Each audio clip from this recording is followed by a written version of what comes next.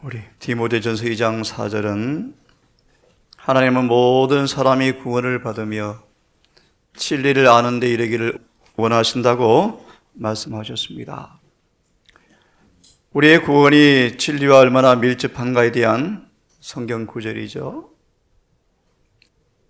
다시 한번 우리의 삶 속에 이 교회 안에 정말 진리 안에 하나가 되어지는 거룩한 연합이 무엇보다 삶의 삶 속에서 진리가 강력한 변화의 능력으로 경험되어지는 분명한 진리의 경험이 우리 모두에게 확연하게 드러나서 어떤 이론에 흔들리지 아니하고 어떤 오류에 휘말리지 아니하고 로마서 3장처럼 우리의 품성 변화를 확실히 유발시키는 진리의 경험이 이 모두에게 충만하게 되기를 간절히 바랍니다. 성소가 정결하게 되어져야 예수의 재림의 준비가 완성됩니다. 다시 말하면 용서와 죄와 도모를 통하여 용서와 날마다 성령의 새롭게 하신 은혜를 통하여 우리 안에 율법이 온전히 봉함되어지고 거듭 말하면 내 삶 속에 그 의가 영원한 의로 드러나서 거듭 말하면 예복을 입고 지켜 더럽히지 않는 자가 되면 성소는 정결하게 되어지고 드디어 요한계시록 14장의 기별에 나타난 이 재림을 맞이하기 위한 준비가 다 갖추어진다. 부른간 저와 여러분들은 다니엘 12장 1절처럼 히브리 10장 18절입니까? 중보자 없을 때가 옵니다. 은희 시간 끝나도 중보자 있다던데요. 사람의 말입니다. 성령은 말씀하십니다. 중보자 없이 서야 할 때가 반드시 옵니다. PK 선자왕 미래를 위한 희망이라는 장의 중간점은 무엇이면 예수님은 겟세마네에서 갈바리까지 중보자 없이 서는 것이 무엇인가를 경험하셨습니다.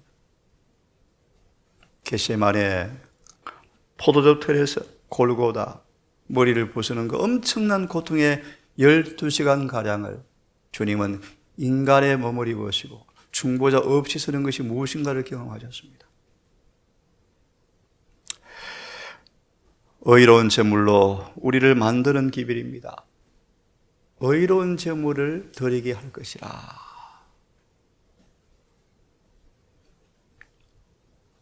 가장 아름다운 모습, 티나 주름 잡힌 것이 없는 아침빛같이 뚜렷하고 달같이 아름답고 해같이 맑고 기체를 버린 군대같이 의미한 아름다운 교회의 모습으로 새천자의 기별을 통하여 이런 교회가 만들어진다.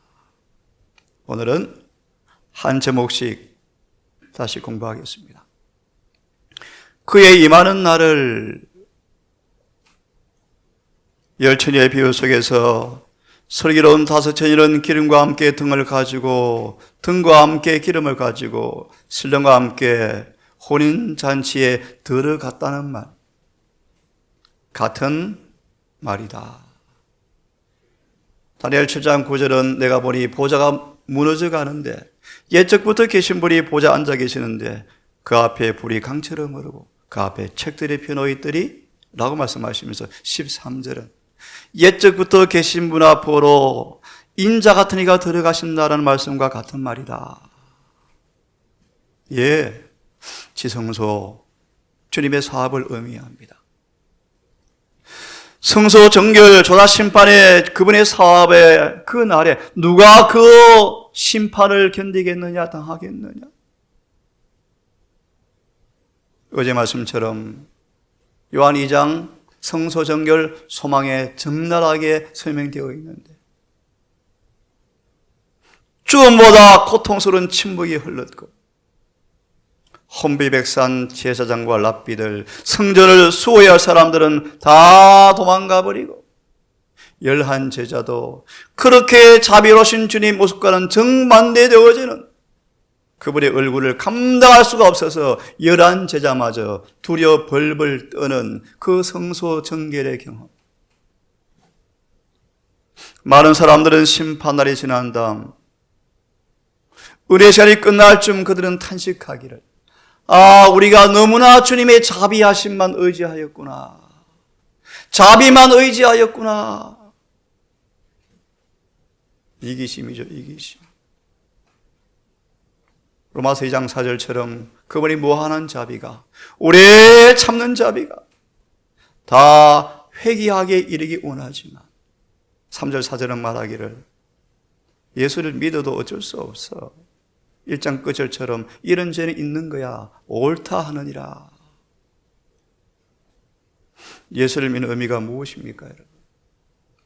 여전히 우리 또한 죄를 짓고 살아간다면 예수를 믿는 의미가 무엇입니까, 여러분? 이름을 예수라 하라. 이는 자기 백성을 그들의 죄로부터 구원할 자이신데 예수를 믿어도 죄를 구원받지 못하면 예수 믿는 의미가 무엇입니까?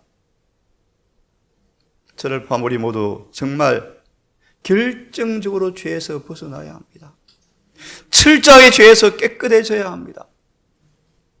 누가 성소 정결 주사 심판을 당하며 그가 그 일을 하기 위해서 지성소에 임할 때 누가 능히 서리요? 식음을 전피하고 금식하며 스스로 괴롭게 하고 아무 일도 하지 아니하면서 온 마음으로 지성소에 가는 제사장을 따라서 행여나 회개하지 못한 죄가 있는가 살피면서 식음을 전폐하고 금식했던 그들처럼, 어제 말씀처럼 히브리 10장 19, 21절 지금은 대속죄일이다. 우리는 성소 밖에 서 있지 말아야 한다. 예수와 함께 성소 안으로 들어가는데 우리의 겉옷을 입고 들어가면 멸망합니다. 완전히 벗고 그분의 흠도 점도 없는 의를 입고 성령 안에서 들어가셔야 합니다. 금을 연다는 자의 불과 표백하는 자의 잿물과 같을 것이요. 금과 은, 성경은 믿음과 순종을 상징합니다. 우리의 믿음과 순종을 철저하게 정결케 하실 것입니다. 우리의 순종을 주님은 철저하게 시험하실 것입니다. 예를 들면 짐승의 표 사건을 통하여 충성이 입증되었을 때 이마에 이를 칠 것이다. 대쟁도학은 기록되어 있죠. 충성, 믿음의 시금석입니다. 가짜인지 진짜인지. 하나님께 100% 자신을 바친 사람만, 금송아지 우상 숭배로 돌을 쳐 죽임을 당하는 그 순간도 절대 굴하지 않고 하나님께 전적으로 자신을 바친 사람만 깨끗해야 될 뜻입니다. 금과 은같이 그들을 연단하리니 마침내 의로운 제물을 나 여호와께 드릴 것이라. 주님의 지성소 봉사사업의 목적과 결말입니다. 경건의 모양은 절대 경건을 가리워주지 않습니다. 경건의 모양의 종교는 절대로 주님께로부터 간합받을 수가 없습니다. 다시 말하면 에베소 교회 사장에게 편지하기를 계시록 2장 1절과 4절의 말씀, 탁월한 성교, 목숨을 건 희생 봉사, 오리와 진리를 구분하는 탁월한 영적 분별력, 흠이 없을 정도로 열성적인 교회, 그럴지라도 그 경건의 모양일 수 있습니다. 4절 5절의 말씀, 처음 사랑을 버리면 촛대 옮긴다. 촛대 옮긴다. 3장 1절은 살았다나 죽은 자로다. 살아있는 이름은 가진 것처럼 보입니다. 에스겔 37장, 교회 부서에 이런 열심을 다한다. 하지만 생명책의 이름이 없다. 없다. 왜요? 거듭나지 않았기 때문이다. 거듭나면 이웃을 내 몸처럼 사랑한다. 그 말의 의미는 가장 좋은 해석을 하기 위해서 애를 쓰고 그들의 결함과 결점은 입으로 누설하지 않고 침묵하면서 기도해 주는 사람. 그것이 예수님처럼 서로 사랑한다는 말의 의미이다. 그들의 동기를 가장 좋게 해석하는 사람. 예를 들었습니다. 자, 세상에 매매하는 자들로부터 마태이 2장, 21장, 요한 2장 주님의 초림의 시작과 봉사 끝부분 두 번 정결케 하셨는데 세상의 교회가 장사터로 변해버렸죠. 장사터로. 매매하는 자들로부터 성전을 정결하게 하시면서 예수께서는 마음에서 더러운 죄, 영혼을 부패하게 하는 세속적 욕망, 이기적 욕정, 악한 습관을 제거하시고 정결케 하시는 당신의 사명을 나타내셨다. 하나님의 백성들은 정결케 하는 일은 고난 없이는 성취될 수가 없다. 그래서 실물교훈 갑진진주를 보시면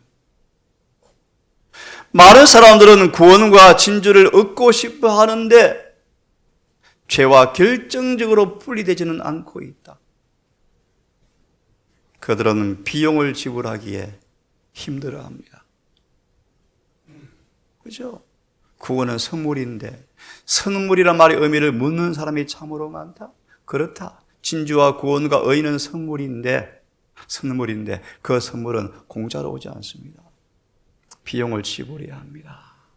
매 순간 우리의 성경과 진리와 반대되는 모든 습관을 쳐서 복종시키고 성령께 순복하셔야 합니다. 빌립보 1장 21절처럼 사도 바울은 어떻게 장성한 분량으로 에베소 4장 13절처럼 어떻게 장성한 분량으로 자라버렸는가. 계속되는 가난과 끊임없는 고난의 연속이었다. 그는 고백합니다. 영광의 중요한 것을 바라볼 때 이 환난은 잠시 잠깐이었고 경한 것이었습니다. 장차 나타날 영광과 비교할 때 이 땅에서 겪는 70년, 80년 인생에 겪는 이 고난들, 믿음의 이 시련들은 중요한 것에 비교해 볼 때 경한 것이었습니다. 잠시였습니다. 바로의 공주의 아들이라 칭함을 거절하고 동족과 함께 고난받기를 선택했던 모세의 선택은 영원한 선택이 되어버렸다. 그는 인류 역사 속에서 죽은 자 가운데서 처음으로 부활하여 하늘의 주님과 함께 도성으로 승천했습니다. 어떤 선택을 하겠습니까? 이 땅의 모든 걸 다 잃어버릴지라도 영생을 잃지 마십시오. 잃지 마십시오. 정결하게 하는 일은 고난이 없이 성취될 수는 없다. 하나님은 불순물을 사러버리고 무가치한 것을 가치 있는 것에서 분리시켜 순수한 금속으로 빛나도록 하기 위해서 환난의 불꽃을 허락하신다. 그분은 우리가 불꽃을 차례로 통과하게 하심으로 우리의 참된 가치를 시험하신다. 만일 우리가 이 시련들을 견뎌내지 못하면 에스겔 12장요. 견디지 못하면 환난 때 어떻게 될 것인가? 만일 번영이나 역경이 우리의 마음속에서 거짓과 교만과 이기심을 찾아낸다면 하나님은 모든 사람의 행위를 마치 불꽃처럼 시험하시고 모든 마음의 비밀을 적나라하게 드러내실 때 우리는 어떻게 할 것인가? 모든 사람의 행위를 마치 불꽃처럼 시험하시고 모든 마음의 비밀을 적나라하게 드러내실 때 우리가 어떻게 할 것인가? 다시 말하면 새 천사의 기별은 성소 정결한 한 백성을 탄생시키는 것인데 그러기 위해 주님 우리를 철저하게 성소를 깨끗하게 하기 위해서 환난을 허락하시고 시련하실 것입니다. 주님은 우리가 하늘나라 가려면 어디를 깨끗게 해야 할 필요가 있는지 아신다. 보십시오, 여러분. 그런데 본성적, 죄된 타락한 본성적, 죄로 오염되는 본성 때문에 중고가 끝나도 어쩔 수 없이 본성 때문에 찢기가 나온다? 사람들은 그런 의사를 좋아합니다. 그게 유대인이었죠. 유다가 그랬죠. 자아를 완전히 못 받기는 싫고 자아를 모두 안 박아도 예수를 십자가의 궁지에 몰아넣으면 내려와서 그가 원했던 왕이 되시겠지 라고 유다가 예수를 궁지에 몰아넣었죠. 그게 똑똑한 신학자의 모습이에요. 예수님은 다른 11제자는 십자가를 통하여 완전히 실망을 긋게 하고 완전히 깨어지게 하고 구주 앞에 눈물로 통회하게 만들어서 오순절을 통하여 그런 놀라운 구원을 경험하게 하는데 유다는 그 일을 거절했죠. 하늘나라 들어가면 우리가 어디가 깨끗해야 할지를 주님은 아신다.